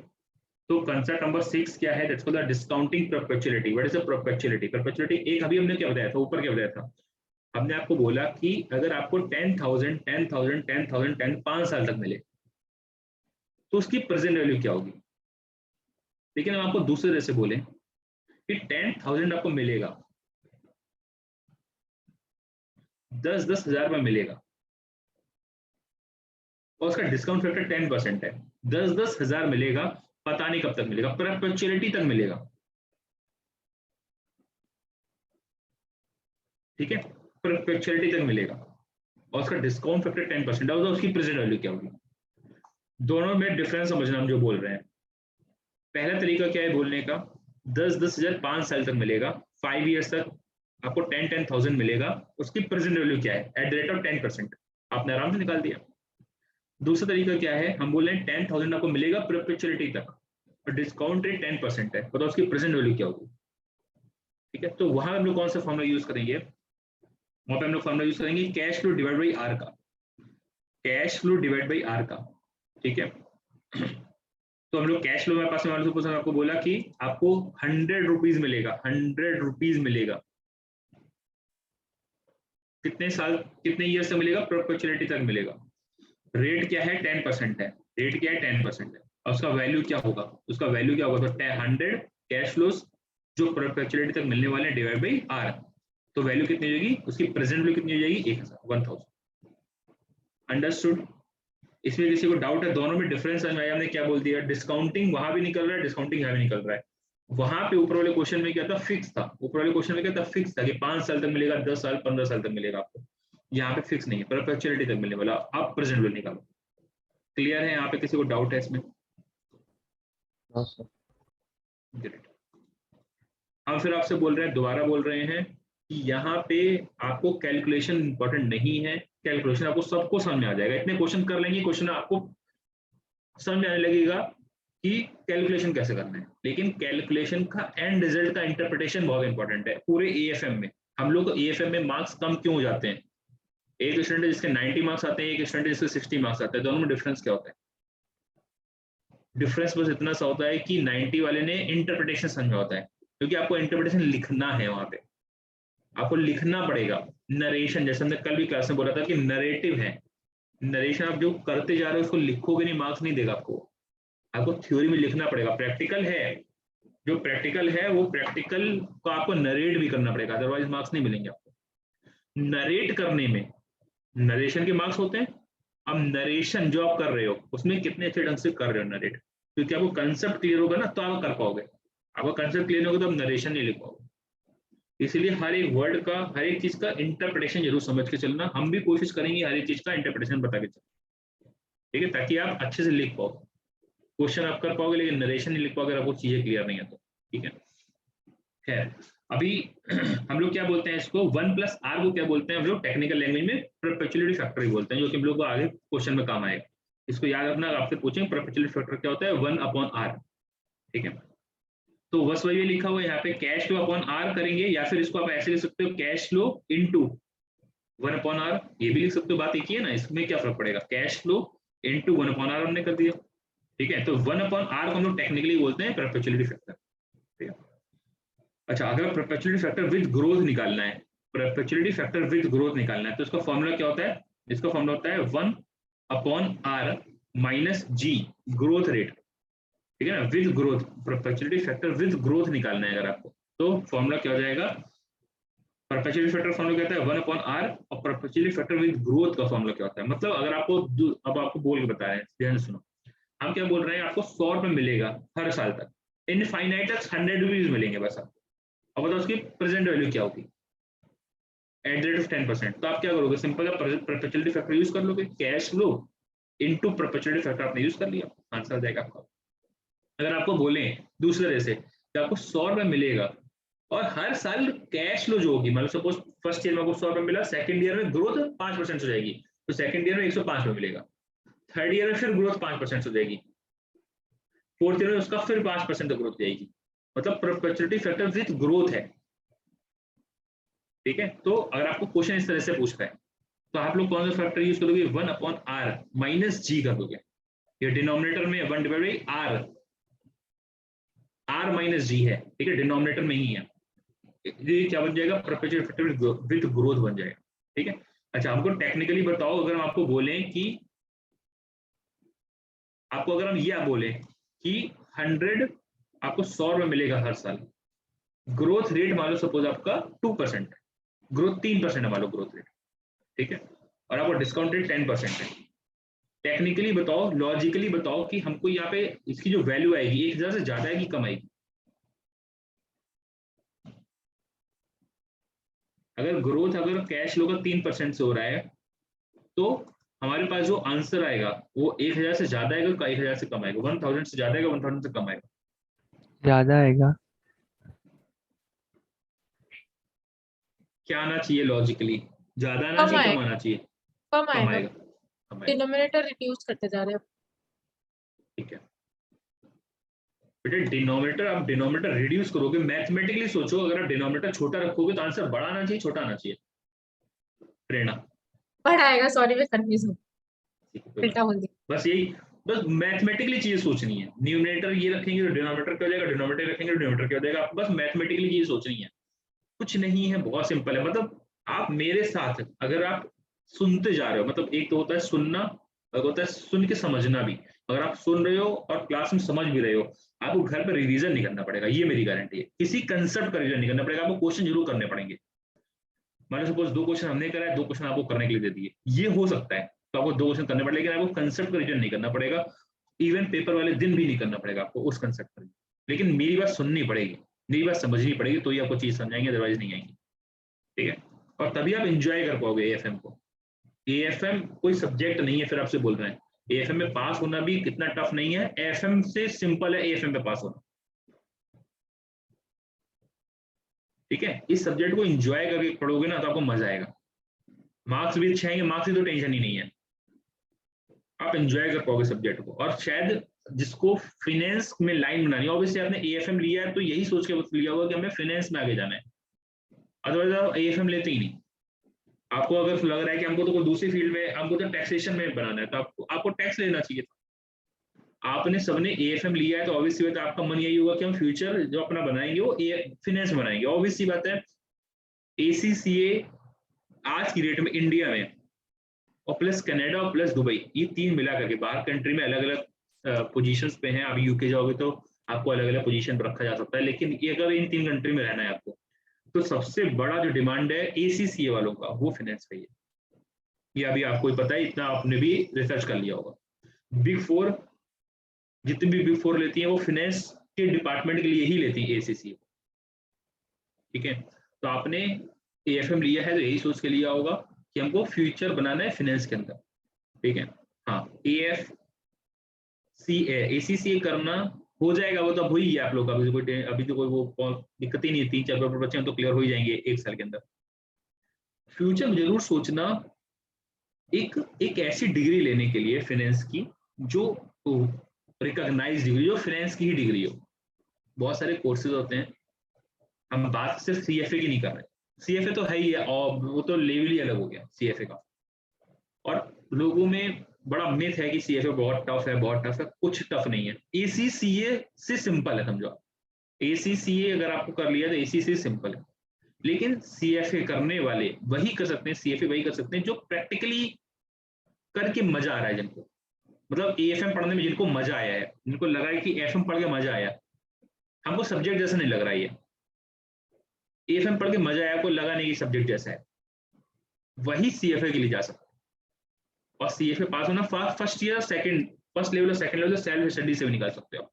अगर आपने एएफएम और एफएम अच्छे से करा तो आप सेल्फ स्टडी से लेवल 1 और लेवल 2 आराम से निकाल सकते हो। लेवल 3 में जाके थोड़ी सी आपको हेल्प चाहिए रहती है, कोचिंग वगैरह की, आप जो भी है, आपके सीनियर्स होंगे या कुछ भी होंगे, आप कंपनीज में केपीएमजी या किसी भी बिग 4 में काम करोगे तो वहां पे आपको मिल ही जाएंगे सीएफए वगैरह, चार्टर्ड अकाउंटेंट्स, तो वहां पे आप उनकी भी हेल्प ले सकते हो। मेरी हेल्प चाहिए तो ऑब्वियसली मेरी हेल्प ले सकते हो। ठीक है, I am also chartered accountant, CFA holder, तो आप मदद लेकर के फर्स्ट लेवल 1 और लेवल 2 तो आप सेल्फ स्टडी से निकाल सकते हो, लेकिन कब, जब आपको इसमें मजा आ रहा है। इसीलिए आपको बोल रहे हैं सब्जेक्ट उठाओ तो एंजॉय करना सब्जेक्ट को, बोझ की तरह मत लेना कि ये यार क्वेश्चन करने पड़ रहे हैं। हाँ, कुछ चीजें ऐसी है जो मगअप करनी पड़ेंगी आपको, जो थियोरिकल है, जो सीएफए में बिल्कुल भी नहीं है। ठीक है, खैर वापस आते हैं।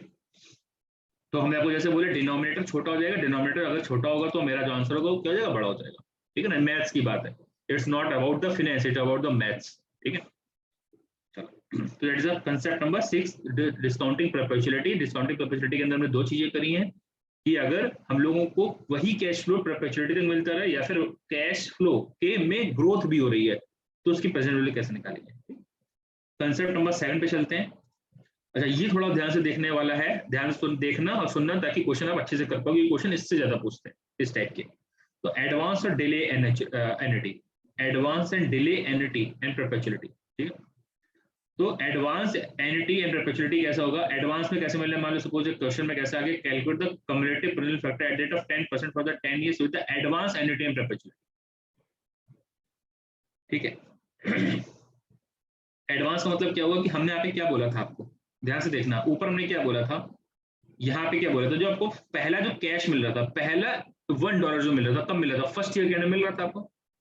इसको बोलते हैं normal cash flows, normal cash flows, जिसमें आपको प्रॉब्लम नहीं होगी, आपको मालूम है। मतलब पहला जो $1 मिल रहा है या पहला जो कैश फ्लो आ रहा है वो फर्स्ट ईयर के एंड में आ रहा है। एडवांस में कैसा होगा, जो पहला कैश फ्लो होगा वो कब आएगा? 0 पीरियड में आएगा। एडवांस आ रहा है, पहला $1 या पहला कैश फ्लो कब आएगा? 0 पीरियड में आएगा, जिससे बोलते हैं एडवांस। तो आपको पता है कोई प्रॉब्लम नहीं है। तो पहला कैश फ्लो 0 पीरियड में, सेकंड कैश फ्लो आपका फर्स्ट ईयर के एंड में, जो थर्ड कैश फ्लो होगा वो सेकंड ईयर के एंड में, फोर्थ कैश फ्लो आपको थर्ड ईयर के एंड में, fifth cash flow fourth year के एंड में। इस तरह से हमारे पास कैश फ्लो कैसे आ रहे हैं? एडवांस में आ रहे हैं। आपको पता है 0 पीरियड का प्रेजेंट फैक्टर कितना होता है? 1 होता है। बाकी जो होंगे वो सब नॉर्मल तरीके से निकालेंगे, सबको ऐड करेंगे तो हमारे पास में ये जो आ रहा है एन्युटी आई है हमारे पास में, कम्युलेटिव प्रेजेंट फैक्टर आया है हमारे पास में एडवांस के बेसिस पे। वो कहां से स्टार्ट होगा? 0 से स्टार्ट होगा, 0 पीरियड से स्टार्ट होगा। यहाँ पे हमने कहां से स्टार्ट किया था? देखो हमने यहाँ पे जो निकाला था वो किस तरह से निकाला था, वो हम लोगों ने फर्स्ट ईयर से लिया था। पहला कैश फ्लो कब आया था? फर्स्ट ईयर के एंड में। यहाँ पे पहला कैश फ्लो कब आ रहा है, कहाँ पे आ रहा है?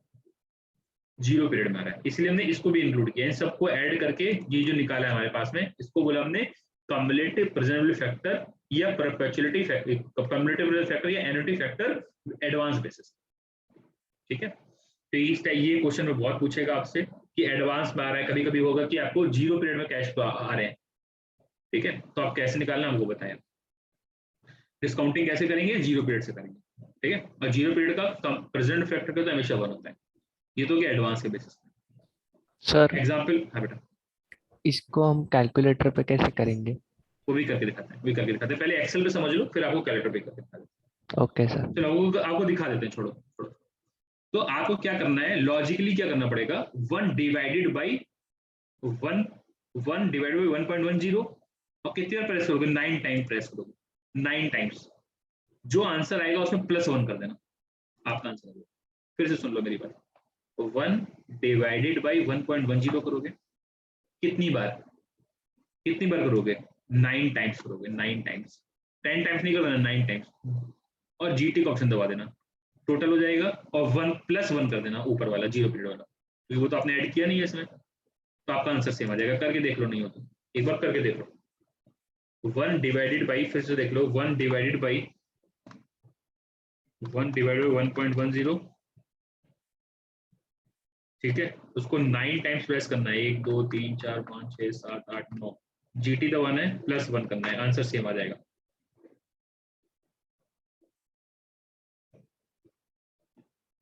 क्लियर हो गया?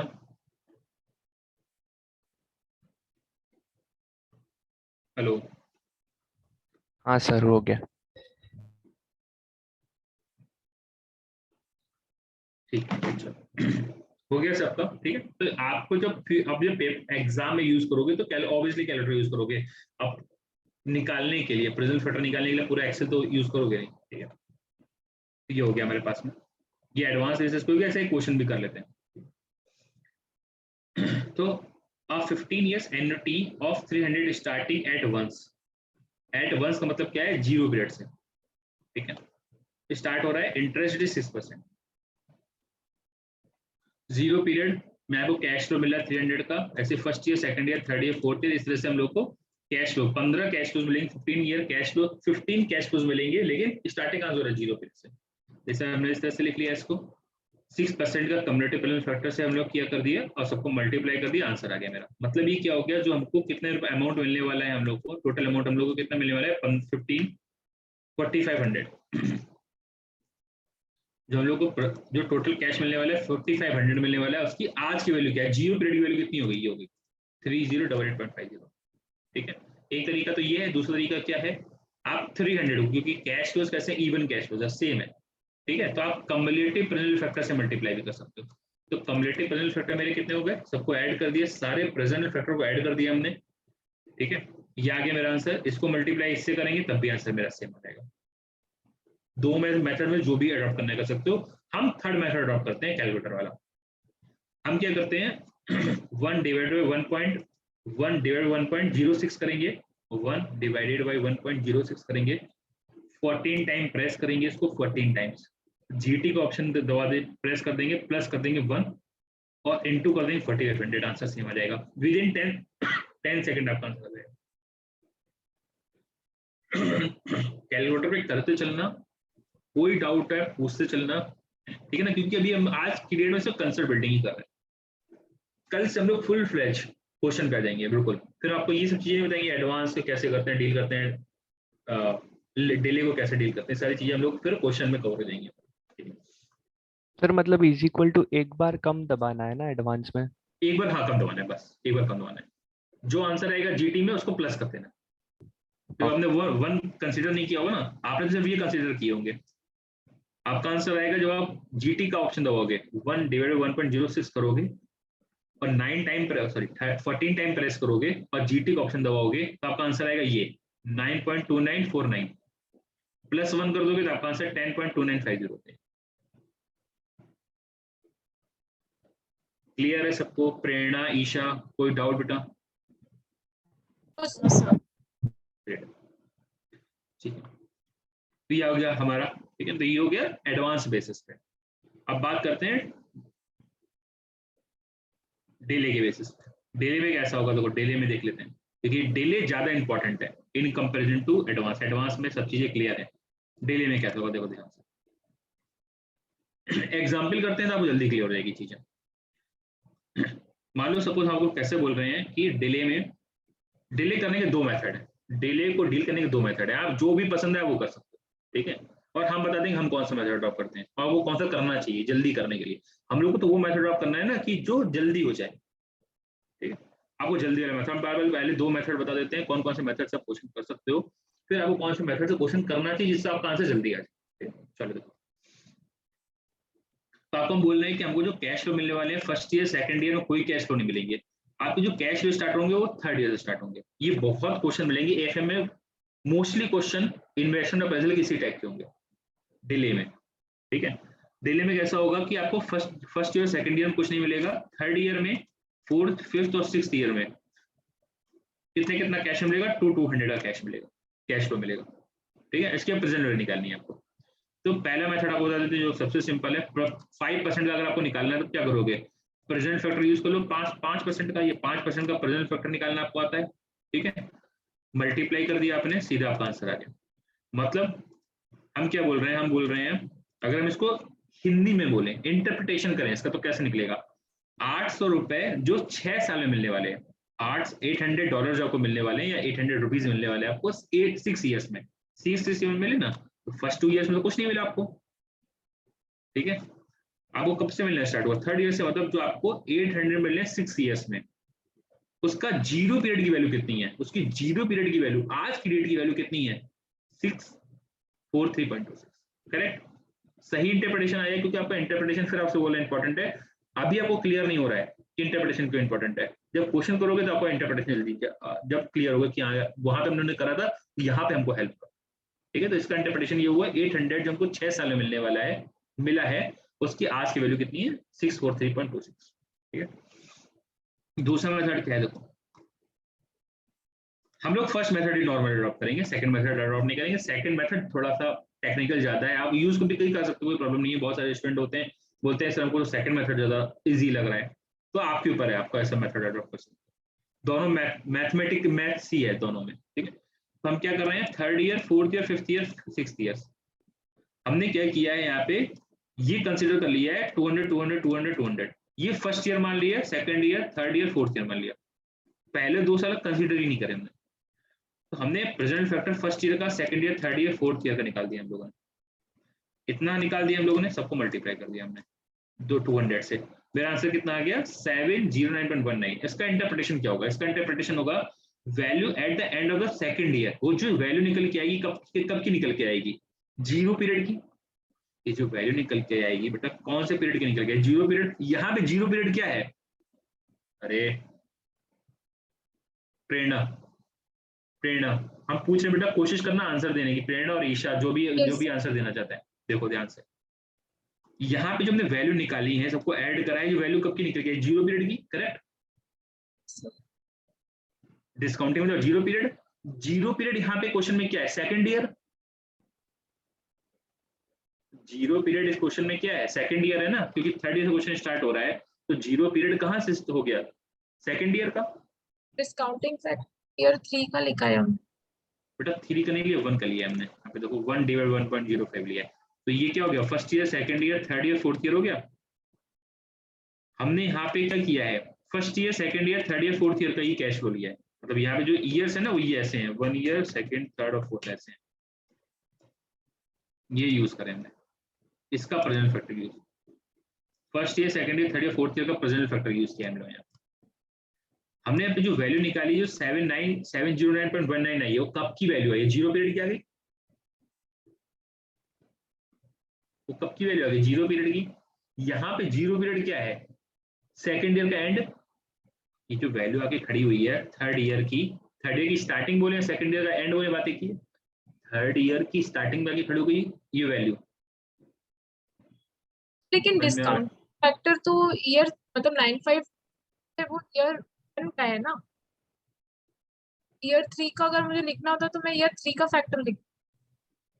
हाँ वही मैं बोल रहा हूँ, वही हम बोल रहे हैं, ध्यान से देखो, फिर से देखो, आपका कंफ्यूजन सही है, लेकिन मेरी बात ध्यान से सुनो। हमने यहाँ पे क्या किया था, ऊपर क्या किया था, फर्स्ट ईयर सेकंड ईयर का 0 ले लिया था, यहाँ पे फर्स्ट ईयर सेकंड ईयर ये मान लिया है कि first year, second year, third year, fourth year, ये हमने इसको first year, second year, third year, fourth year ले लिया, तो जो वैल्यू निकल करके आई है वो 0 पीरियड की आ गई। अब 0 पीरियड क्या है, यहाँ पे थर्ड ईयर यहाँ पे खड़ा हुआ है, यहाँ पे हम लोग कहाँ पे वैल्यू आ गई है, ये वैल्यू आ गई, मैं देखो ऐसे, देखो ध्यान से, हम लोगों ने क्या किया यहाँ पे, इसको ऐसे देखो, बस यही कंसेप्ट इंपॉर्टेंट है, इसी में थोड़ा टाइम लगेगा, ध्यान से समझना, कोई दिक्कत नहीं है, 10 बार पूछना, लेकिन ये कंसेप्ट क्लियर कर लेना। हालांकि जो क्वेश्चन करोगे तो आपको पता भी नहीं चलेगा कितने फ्लो में करोगे क्वेश्चन आप, इसीलिए वो कंसेप्ट वही करा रहा है कि क्वेश्चन करते टाइम कंसेप्ट ही भूल जाओगे कि क्यों हो रहा है, वहां पे तो बहुत स्पीड से कर ले जाओगे आप, लेकिन कंसेप्ट समझना जरूरी है। ध्यान से देखो, 1 2 3 4 5 और 6, हम क्या कह रहे हैं, कैश फ्लो में कैसे मिलने वाले हैं, हमको कैश फ्लो मिलने वाले हैं थर्ड ईयर में 200, ये 200, ये 200 और ये 200, ये मिलने वाले हैं। हम लोगों ने इसको 1 ईयर मान लिया, इसको first year, second year, first year, second year, third year, fourth year, ये मान लिया। ये जब माना है तो हम लोग प्रेजेंट फैक्टर कौन सा यूज करेंगे, हम लोग कौन सा प्रेजेंट फैक्टर यूज करेंगे, 1 divided by equal to 1 divided by 1.05, second year का क्या हो जाएगा, ये डिवाइडेड बाई 1.05, थर्ड ईयर का ये डिवाइडेड बाई 1.05, ये डिवाइडेड बाई 1.05, करेक्ट, ये हो जाएगा हमारे पास में। Yes sir. ठीक है, अब मल्टीप्लाई करेंगे इसकी वैल्यू को इससे,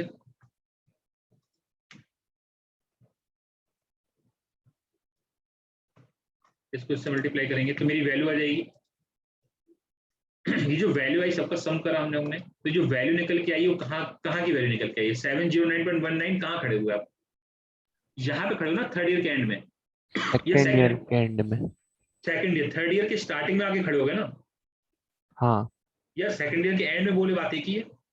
अब इसको सही करना है हमको, 709 तो जो वैल्यू आई है वो कब की आई है, इसके हिसाब से 0 पीरियड की आई है, लेकिन एक्चुअल में कहाँ खड़े हैं, तो सेकंड ईयर के एंड में खड़े हुए हैं, तो हम लोग क्या करना पड़ेगा, सेकंड ईयर का जो प्रेजेंट फैक्टर होगा उससे फिर से मल्टीप्लाई करना पड़ेगा, तो मेरा आंसर सेम आ जाएगा। तो हमने यहाँ पे क्या कर दिया, इसको मल्टीप्लाई कर दिया सेकंड ईयर के प्रेजेंट फैक्टर से, सेकंड ईयर का प्रेजेंट फैक्टर कितना है, 0.9, ये आंसर सेम आएगा, कोई अंतर नहीं आएगा दोनों। दिस इज द कंसेप्ट, ये हम लोग एफए में भी करते थे, ये कंसेप्ट एफए में बहुत पॉपुलर कंसेप्ट था, स्टिल कोई डाउट है इसमें, क्योंकि हम लोग कई क्वेश्चन इस कंसेप्ट से करने पड़ेंगे, हम लोग के 90% क्वेश्चन इस कंसेप्ट हो जाएंगे ऊपर वाले से, लेकिन 10 क्वेश्चन हम लोग इस कंसेप्ट से करने पड़ेंगे।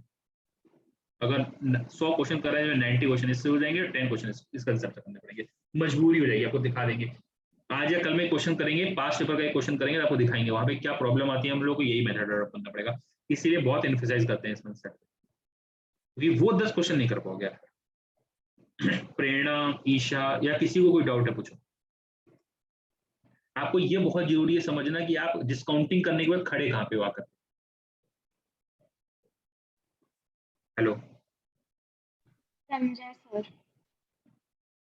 बेटा क्लियर है इसकी सर। आवाज की आवाज नहीं आ रही है आप लोग की, बहुत स्लो आवाज आ रहा है यार, एक मिनट रुको आवाज थोड़ा ठीक करें।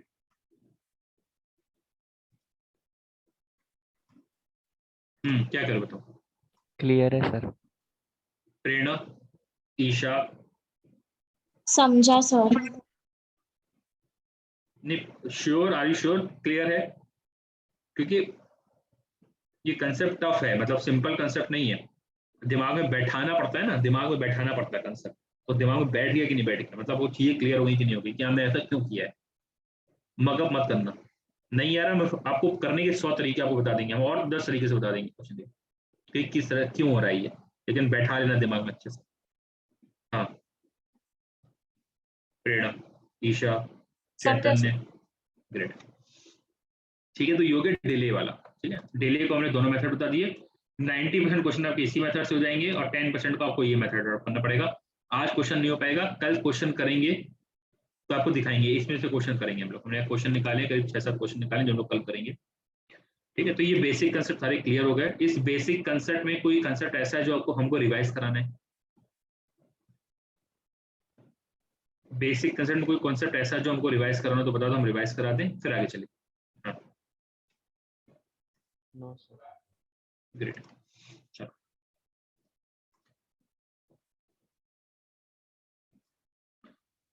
ठीक है। अब यहाँ पे फ्री कैश फ्लो स्टार्ट हो रहा है, चैप्टर एक्चुअली यहाँ से स्टार्ट हो रहा है।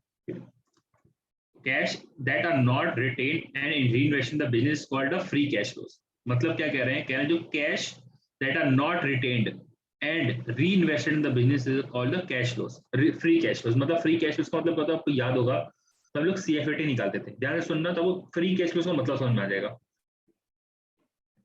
हम लोग क्या करते थे CFAT के अंदर, CFAT में हम लोग, अगर आपको याद होगा तो हम लोग CFAT कैसे निकालते थे, हम लोग सेल्स में से वेरिएबल कॉस्ट माइनस करते थे, ठीक है, या कॉस्ट माइनस करते थे पूरा, ठीक है। तो क्या आता था, सेल्स में से कॉस्ट माइनस करते थे, क्या आता था, earning before interest and tax, ठीक है, या ऐसे बोले earning before depreciation and tax. याद आता हमारे पास में, हम लोग क्या करते थे, लेस करते थे डेप्रिसिएशन, ठीक है। तो ये क्या आता था हमारे पास में, अर्निंग बिफोर टैक्स, ठीक है। इसमें से हम लोग टैक्स माइनस करते थे तो हमारे पास क्या आता था, earning after tax. Earning after tax हम लोग प्लस करते थे, फिर से ऐड कर देते थे, क्या चीज ऐड करते थे, डेप्रिसिएशन, ठीक है। तो हमारे पास क्या था CFAT, याद तो लोगों ने करा ही था, ठीक है। फिर से करेंगे, कल क्वेश्चन करेंगे तो आएगा हमारे पास फिर से। हम लोग यहाँ पे AFM के अंदर हम लोग CFAT नहीं निकालते हैं, लोग क्या निकालते हैं, फ्री कैश फ्लो निकालते हैं। सर इसमें होता क्या है फ्री कैश फ्लो, कुछ नहीं करना है। फ्री कैश फ्लो के अंदर हम लोग, आपको याद होगा तो हमने आपको वहां पे बोला था कि हम लोग CFAT गलत निकलता है हम लोग, ये एक्चुअल में कैश फ्लो होता ही नहीं हमारा। कैश फ्लो क्या होता है, मान लो सपोज हम आपसे क्या बोले, आपको बोले कि हमें इसमें से कुछ पैसा जो हमारे पास कैश फ्लो आया है उसमें से कुछ हम लोगों को पैसा निकाल करके फिक्स एसेट्स खरीदनी पड़ेंगी आपको। हमारे पास मान लो सपोज ये आया, CFAT आया 1000 रुपीज। हम लोग क्या मान लेते थे कि मेरे जेब में, मेरे पॉकेट के अंदर कैश फ्लो कितना हुआ है, 1000 का हुआ है, ये मान लेते थे, जो कि गलत है। क्यों गलत है, इसमें से कुछ पैसा हम लोग को इन्वेस्ट करना पड़ेगा।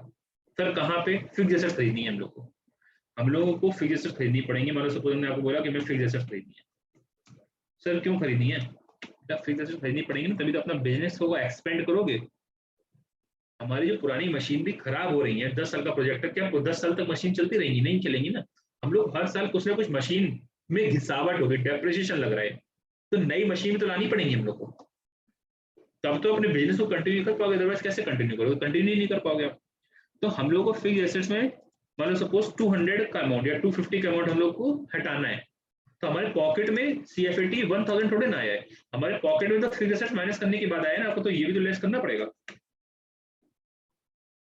वो तो हमने कंसीडर नहीं किया था, याद होगा आपको FM के अंदर हम लोगों ने क्या कंसीडर कर लिया था, मेरे पॉकेट में 1000 ही आया है, मेरा कैश तो 1000 है, जो कि गलत है, ऐसा नहीं हो सकता। आपको फिक्स्ड एसेट्स में जो पैसा इन्वेस्ट किया है वो आपको माइनस करना पड़ेगा। सर और बताइए sir, working capital, working capital, working capital, working capital में क्या है सर, हमने जो वर्किंग कैपिटल लगाई थी शुरू में, जो इन्वेस्ट किया था 5,000 का हम लोगों ने इन्वेस्टमेंट किया था working capital. Sir working capital हमें हर साल थोड़ी थोड़ी चाहिए होगा, क्योंकि इन्फ्लेशन बढ़ता है, हर साल इन्फ्लेशन मान लो सपोज 5% से बढ़ रहा है, और शुरू में हमने 5,000 की वर्किंग कैपिटल लगाई थी, तो क्या वो 5,000 से आपका काम चलता रहेगा 10 साल तक? नहीं चलेगा, क्योंकि आपने जो वर्किंग कैपिटल लगाई थी वो रॉ मटेरियल खरीद लिया होगा उससे, तो अगले साल आपको रॉ मटेरियल फिर खरीदना है, वो तो महंगा हो गया, वो तो इन्फ्लेशन की वजह से महंगा हो जाएगा ना। मान लो सपोज इन्फ्लेशन 10% है, तो पहले जब जीरो पीरियड में जब हमने बिजनेस स्टार्ट किया था तो हमने वर्किंग कैपिटल 5,000 रुपए की लगाई थी, तो 5,000 में रॉ मटेरियल आ गया था, लेकिन सेकंड ईयर में, फर्स्ट ईयर में के एंड में या सेकंड ईयर में हम लोग को फिर से तो रॉ मटेरियल खरीदना पड़ेगा, तो हम लोग को फिर से रॉ मटेरियल खरीदना है, तो 5,000 का रॉ मटेरियल थोड़ा ना आएगा, 10% से इन्फ्लेशन आ जाएगा ना आपका, तो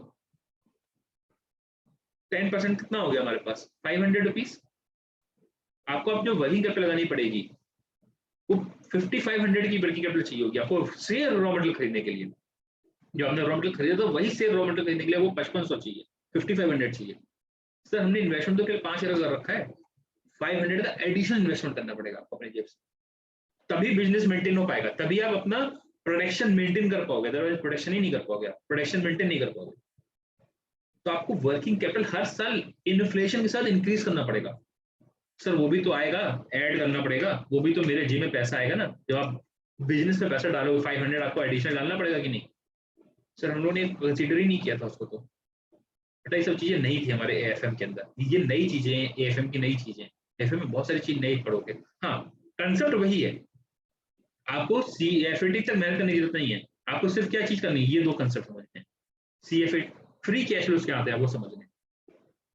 तो आपको इसीलिए हमने कल लास्ट क्लास में बोला, जिसको FM अच्छे से मालूम है, जिसको अच्छे से याद है थोड़ा सा, और जिसने इंटरेस्ट लेके पढ़ा था, क्योंकि बहुत सारे स्टूडेंट है जो हमसे पढ़े हुए हैं, जैसे देव हो गया, पार्थ हो गया, और चैतन्य ने शायद पढ़ा है, तो 3-4 स्टूडेंट ने पढ़ा ही हुआ है हमसे FM। तो जिसको थोड़ा सा भी याद है, जिसने इंटरेस्ट लिया था, वो आपकी मेहनत 70% मेहनत ऐसे ही कम हो गई, 60-70% मेहनत आपकी ऑलरेडी कम हो गई, आपको बहुत ज्यादा प्रेशर लगा करके AFM में नहीं काम करना पड़ेगा, ठीक है। खैर हम तो वैसे भी जीरो से लेके चला, यही मान के चला को कुछ भी नहीं पता है, ठीक है। स्टिल कोई भी डाउट हो, कहीं कुछ भी 1% भी चीज समझ में आए, प्लीज पूछना, ठीक है, तभी हम एंजॉय कर पाओगे सब्जेक्ट को। चलो खैर, तो हमने क्या बोला, CFAT 1000 आया, फिक्स्ड एसेट्स को हम लोग को माइनस करना पड़ेगा, क्योंकि पैसा निकालना पड़ेगा, फिक्स्ड एसेट्स खरीदने के लिए पैसा निकालना पड़ेगा, तो लेस करना पड़ेगा। वर्किंग कैपिटल, नई वर्किंग कैपिटल इंट्रोड्यूस करनी पड़ेगी हम लोग को, तो हम लोग को ऐड करना पड़ेगा। अभी मेरा जो कैश फ्लो आया है वो कितना आया है, 1000। मेरे जो फ्री कैश फ्लोज होगा उसको हम लोग बोलेंगे, यहाँ बोलेंगे इसको free cash flow, free cash वो कितना आ जाएगा मेरे पास, 1000 माइनस 250 प्लस 5, और मेरे जो फ्री कैश फ्लोज होगा 1250 होगा। तो हम लोग जो प्रोजेक्ट का एनालिसिस करेंगे, प्रोजेक्ट को एनालाइज करेंगे, प्रोजेक्ट एक्सेप्ट करना सीखेंगे, प्रोजेक्ट का जो प्रोजेक्ट का नाम, इस चैप्टर का नाम ही है इन्वेस्टमेंट अप्रेजल, हम लोग प्रोजेक्ट को अप्रेज करेंगे, कैलकुलेट करेंगे, प्रोजेक्ट को एक्सेप्ट करना चाहिए कि नहीं करना चाहिए। तो किसके बेसिस पे करेंगे, CFAT के बेसिस पे नहीं करेंगे, फ्री कैश फ्लो के बेसिस। अंडरस्टूड, कंसेप्ट क्लियर हुआ CFAT का, और sorry free cash flow concept clear हुआ। अभी हम लोग करेंगे, क्वेश्चन भी करेंगे और अच्छे से क्लियर होगा, बेसिक चीज क्लियर हो गई कि नहीं, पहले बताओ फ्री कैश फ्लो हमने क्या बोल दिया, बोलो बेटा जल्दी। प्रेरणा, ईशा, देव, पार्थ, जल्दी बोलो, चैतन्य। क्लियर है सर। यस हमने सिर्फ ओवरव्यू दिया है, बहुत डेप्थ में नहीं गए हैं, अभी हम लोग डेप्थ में जाएंगे नेक्स्ट क्लास में, कल ही जाएंगे हम लोग डेप्थ में, कल क्वेश्चन भी करेंगे, कल 2 क्वेश्चन करीब पेपर के करेंगे, और 2 क्वेश्चन करीब हमारे अपने एग्जाम के करेंगे, तो आपको और अच्छे से क्लियर हो जाएगा, क्योंकि हम लोगों को यहाँ पे ये चैप्टर पूरा प्रैक्टिकल है, तो हम लोग को प्रैक्टिकल ज्यादा एम्फेसाइज करना है, ज्यादा से ज्यादा क्वेश्चन कर लें, ज्यादा पास्ट पेपर क्वेश्चन कर लें, क्योंकि इस चैप्टर में से आप मान के चलो हर बार क्वेश्चन सेम ही रहता है। तो अगर हमने पास्ट पेपर के क्वेश्चन कर लिए, कल भी मैंने आपको बोला था कि पास्ट पेपर के क्वेश्चन कंपलसरी करने ही करने हैं। पास्ट पेपर क्वेश्चन कर लिए तो आपको बहुत पेपर सेम, इस चैप्टर का तो सेम ही आता है पूरा, ठीक है। पैटर्न चेंज ही नहीं कर रहा, वो 4-5 क्वेश्चन का पैटर्न है उनका, वही 4-5 टाइप के क्वेश्चन पूछते चले जा रहे हैं हर बार, फिगर चेंज कर देते हैं, वही 4-5 टाइप की चीजें पूछते रहते हैं, ठीक है। तो वही 4-5 क्वेश्चन के पैटर्न हम लोग को समझने हैं अच्छे से, ठीक है। तो वो हम लोग कल करेंगे, ठीक है ना, एग्जाम पे क्वेश्चन करेंगे और अच्छे से क्लियर होगा, ठीक है। आज यहीं तक रखते हैं, नेक्स्ट क्लास में आते हैं, नेक्स्ट क्लास में फ्री कैश फ्लो कंप्लीट कर देंगे, ठीक है। चलो मिलते हैं नेक्स्ट क्लास में कल, till then enjoy, bye bye. 7:30, लेकिन 7:30 पे शार्प आ जाना सब लोग, आज भी आ गए लेकिन कल भी आ जाना, ठीक है। चलो Yes, sir. Thank you, sir. Bye, sir. Thank you. Welcome बेटा, bye. Thank you so much, sir.